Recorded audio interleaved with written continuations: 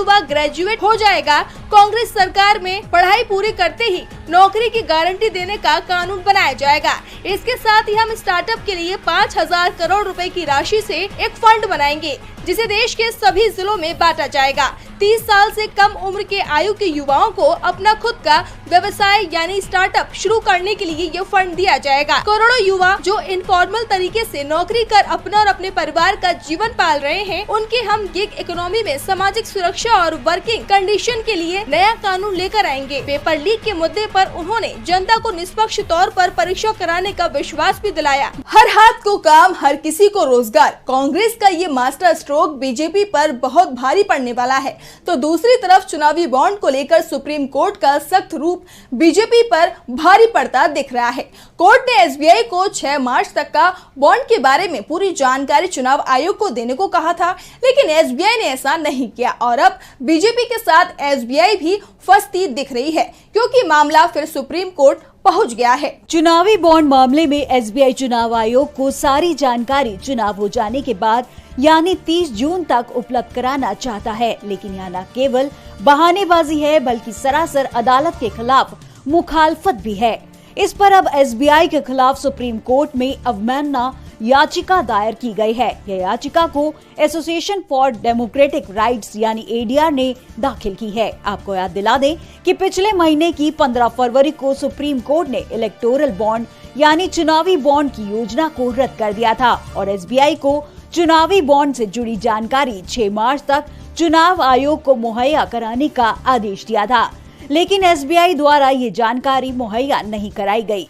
इसी वजह से एडीआर ने सुप्रीम कोर्ट में यह याचिका दाखिल की है। इससे पहले बताया जा रहा है कि चुनावी बॉन्ड मामले में एसबीआई को जानकारी मुहैया कराने वाले आदेश की तारीख को आगे बढ़ाने की मांग वाली याचिका पर सुप्रीम कोर्ट में 11 मार्च को सुनवाई हो सकती है। अब देखना होगा कि 11 मार्च को एसबीआई और बीजेपी का खेल कामयाब होगा या फिर दोनों बुरी तरह से फंसेंगे। बीजेपी मुश्किल में दिखाई दे रही है और उसके चलते एसबीआई भी मुश्किल में फंस गई है, तो दूसरी तरफ चुनाव आयोग विपक्ष को घेरने की कोशिश में खुद फंस गया है। राहुल गांधी को चुनाव आयोग ने संभल कर बोलने को कहा है, लेकिन आयोग के इस निर्देश पर अब विपक्ष ने उसे घेर लिया है। कांग्रेस ने सवाल उठाए हैं कि चुनाव आयोग पीएम के लिए ऐसे शब्द कब बोलेगा। कांग्रेस सांसद राहुल गांधी को चुनाव आयोग ने एडवाइजरी जारी की है। इसमें राहुल गांधी को बयानबाजी करने पर अधिक सावधान और सतर्क रहने की सलाह दी गई है। चुनाव आयोग ने पीएम मोदी पर की गई बयानबाजी पर दिल्ली हाई कोर्ट के आदेश और राहुल गांधी के जवाब सहित सभी तथ्यों पर विचार करने के बाद कांग्रेस नेता को भविष्य में अधिक सावधान और सतर्क रहने की सलाह दी है। चुनाव आयोग के इस एडवाइजरी के बाद कांग्रेस ने चुनाव आयोग को घेरना शुरू कर दिया है। कांग्रेस महासचिव जयराम रमेश ने चुनाव आयोग पर निशाना साधते हुए कहा कि पीएम के खिलाफ कुछ क्यों नहीं कहते, गृह मंत्री के खिलाफ कुछ क्यों नहीं कहते, ये निष्पक्ष संस्था किसके इशारे पर चल रही है। हिम्मत दिखानी चाहिए और मोदी अमित शाह को भी नोटिस देना चाहिए, उन्हें भी बोलना चाहिए, खाली राहुल गांधी को नोटिस क्यों देते हैं। वहीं कांग्रेस सांसद दिग्विजय सिंह ने भी चुनाव आयोग पर हमला बोलते हुए कहा कि ये बिल्कुल गलत है। इलेक्शन कमीशन पक्षपात कर रही है। जब मोदी खुलकर कर्नाटक चुनाव में बजरंगबली के नाम पर वोट मांग रहे थे, जब मोदी पुलवामा के नाम पर वोट मांग रहे थे, तो क्या कर रहा था इलेक्शन कमीशन। चुनाव आयोग बीजेपी के बयानों पर चुप रहता है। जयराम रमेश और दिग्विजय सिंह ने पीएम मोदी के कश्मीर दौरे पर भी निशाना साधा है। दिग्विजय सिंह ने कहा कि क्या मनमोहन सिंह नहीं जाते थे घाटी में, ये मोदी इवेंट मैनेजर है, हर चीज को इवेंट बना देता है। चुनाव आयोग बीजेपी के हाथों की कठपुतली है। पीएम मोदी कुछ भी बोलते हैं तो चुनाव आयोग उन्हें क्लीन चिट दे देता है। विपक्ष के आरोपों पर पीएम को चेतावनी तक नहीं देता, लेकिन इस बार विपक्ष ने सिर्फ आरोप ही नहीं लगाए बल्कि पीएम मोदी प्रचार को लेकर बड़ा खुलासा किया है, जिससे बीजेपी पूरी तरह से घिरती दिखाई दे रही है। क्या है खबर, देखिए ये रिपोर्ट। पीएम मोदी के कश्मीर दौरे को लेकर जम्मू कश्मीर के पूर्व मुख्यमंत्री, नेशनल कॉन्फ्रेंस के नेता उमर अब्दुल्ला और पीडीपी की अध्यक्ष महबूबा मुफ्ती ने पीएम मोदी पर हमला बोला है। उन्होंने आरोप लगाया कि सरकारी कर्मचारियों को पीएम मोदी के कार्यक्रम में शामिल होने के लिए मजबूर किया जा रहा है। पीडीपी अध्यक्ष महबूबा मुफ्ती ने कहा कि सरकारी कर्मचारियों को शून्य से नीचे तापमान में सुबह 5 बजे बड़गांव बस स्टैंड पर वाहनों में भरकर पीएम की रैली में ले जाया जा रहा था। महबूबा मुफ्ती ने कहा कि ये काफी निराशाजनक है कि कर्मचारियों को जबरन लामबंद किया जा रहा है और ये दिखाने की कोशिश की जा रही है कि साल 2019 के बाद कश्मीर में सब कुछ ठीक है। महबूबा ने कहा कि पीएम की ये यात्रा अटल बिहारी वाजपेयी और डॉक्टर मनमोहन सिंह जैसे पूर्व प्रधानमंत्रियों की पिछली यात्राओं के विपरीत है। उन्होंने कहा, जब आम लोग बड़े उत्साह के साथ आयोजन स्थलों पर पहुंचते थे और अपने दिलों में आशा लेकर लौटते थे, लेकिन इस बार कश्मीरियों को पता है कि बख्शी स्टेडियम में जो कुछ भी कहा जाएगा वो उनके साथ मजाक होगा। ये यात्रा केवल लोकसभा चुनावों के लिए समर्थन जुटाने के लिए है। वहीं नेशनल कॉन्फ्रेंस के उपाध्यक्ष उमर अब्दुल्ला ने बुधवार को कहा कि जम्मू कश्मीर सरकार ने पीएम मोदी को श्रीनगर में जनसभा के लिए भीड़ देने के लिए सभी प्रयास किए हैं, क्योंकि भाजपा जम्मू कश्मीर में कुछ भी व्यवस्था नहीं कर सकती है। पूर्व सीएम ने कहा कि पुरुष और महिला कर्मचारियों को जमा देने वाले तापमान में इकट्ठा होने के लिए कहा जा रहा है, ताकि वे उस स्थल पर जा सके जहां प्रधानमंत्री रैली को संबोधित करेंगे। उमर अब्दुल्ला ने सोशल मीडिया एक्स अकाउंट पर पोस्ट करते हुए लिखा, प्रधानमंत्री मोदी को सुनने के लिए इकट्ठा लोग अपनी मर्जी से इसमें शामिल नहीं हुए। तानाशाही जम्मू कश्मीर सरकार ने प्रधानमंत्री को भीड़ देने के लिए हर संभव कोशिश की है, क्योंकि भाजपा प्रशासन के बिना जम्मू कश्मीर में कुछ भी नहीं कर सकती है। वहीं आपको बता दें कि कांग्रेस महासचिव जयराम रमेश ने भी पीएम मोदी पर निशाना साधा है। जयराम रमेश ने कहा कि धमकी देकर लोगों को पीएम मोदी की रैली में बुलाया गया है, जबरदस्ती लोगों को श्रीनगर लाया जा रहा है। हमारा एक ही सवाल है कि जम्मू कश्मीर को राज्य का दर्जा कब मिलेगा, चुनाव कब होंगे वहाँ। क्या भीड़ जबरदस्ती बुलाई गई थी? इन सवालों का जवाब बीजेपी को देना पड़ेगा। विपक्ष की घेराबंदी के चलते एनडीए में खलबली मची हुई है। उसके सहयोगी एक के बाद एक पाला बदल रहे हैं। एनडीए के साथ अब बिहार में खेला होने के संकेत मिल रहे हैं। तो क्या है खबर, देखिए ये रिपोर्ट। लोकसभा चुनाव से पहले एनडीए में सीट शेयरिंग को लेकर बवाल मचा हुआ है।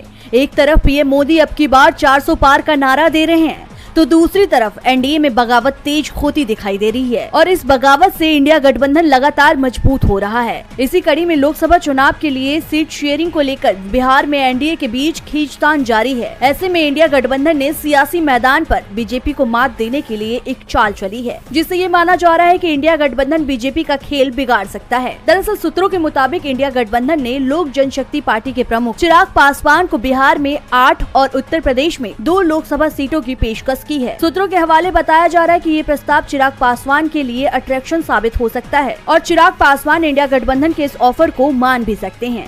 आपको बता दें कि एनडीए कथित तौर पर पासवान को बिहार में केवल 6 लोकसभा सीटों की पेशकश कर रहा है।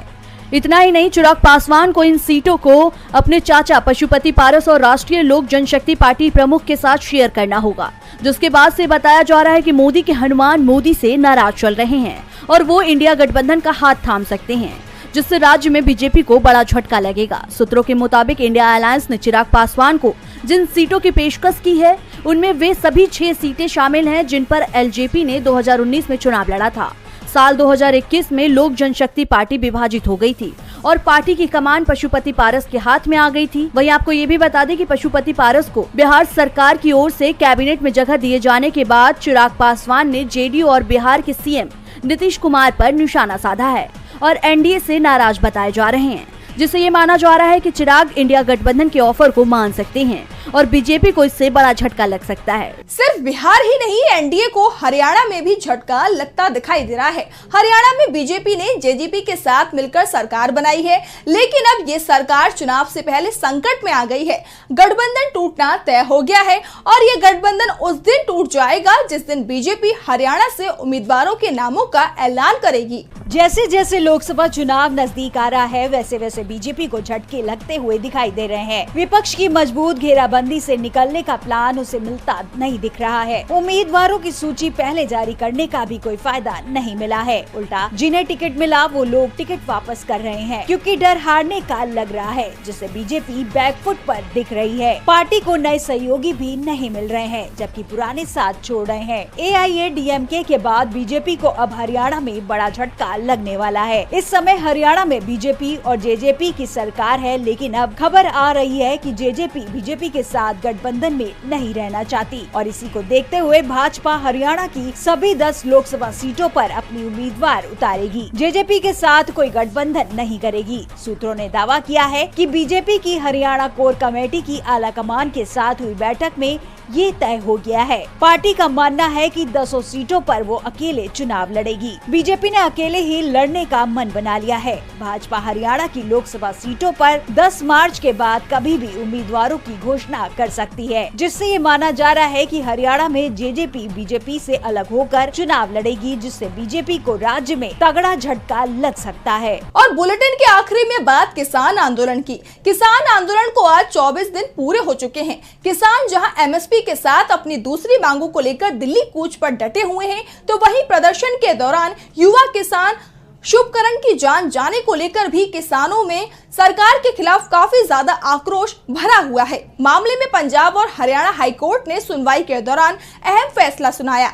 तो क्या है कोर्ट का फैसला, जानने के लिए देखिए ये रिपोर्ट। पिछले 24 दिन से किसान दिल्ली कूच पर अड़े हुए हैं। वाटर कैंस, रबर की गोलियां, आंसू गैस के गोले, सब कुछ का सामना करते हुए किसान पीछे हटने को तैयार नहीं है, तो सरकार भी उनकी मांगे मानने को तैयार नहीं है। दिल्ली कूच करते हुए किसानों को पंजाब हरियाणा बॉर्डर पर ही रोक लिया गया। किसान और सरकार के बीच इस जंग में एक युवा शुभकरण की जान चली गई, जिसके बाद किसानों के अंदर आक्रोश बढ़ गया है। मामले में पंजाब हरियाणा हाईकोर्ट में सुनवाई हुई। सुनवाई के दौरान कोर्ट ने पंजाब और हरियाणा सरकार को जोरदार फटकार लगाई। कोर्ट ने दोनों राज्यों की सरकार को किसान आंदोलन के मुद्दे पर लापरवाह रवैया दिखाने वाला बताया। कोर्ट का कहना है कि दोनों ही सरकारें इस पूरे मामले में अपनी जिम्मेदारियां सही से नहीं निभा पाई हैं। इसके साथ ही शुभकरण की जांच जाने के मामले में जांच के आदेश दिए हैं। कोर्ट ने कहा कि रिटायर्ड जज की अगुवाई में पूरे मामले की जांच होगी और इसके साथ ही जांच के लिए 3 मेंबरों की समिति का गठन करने के निर्देश दिए।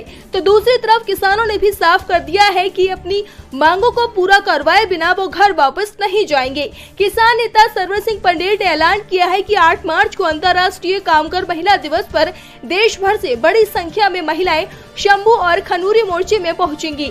10 मार्च को दोपहर 12 बजे से 4 बजे तक पूरे देश में ट्रेनें रोकी जाएंगी। हरियाणा के राष्ट्रीय कुंडू खाप के प्रधान जयवीर कुंडू ने भी सरकार को किसान की मांगे पूरी करने के लिए 16 मार्च तक का अल्टीमेटम देते हुए सभी जिलों में मोर्चे लगाने का ऐलान किया है। उन्होंने किसानों का समर्थन न करने वालों को चुनाव में वोट न देने की बात भी कही है। तो आज इस बुलेटिन में इतना ही। देखते रहिए डीबी लाइव। नमस्कार।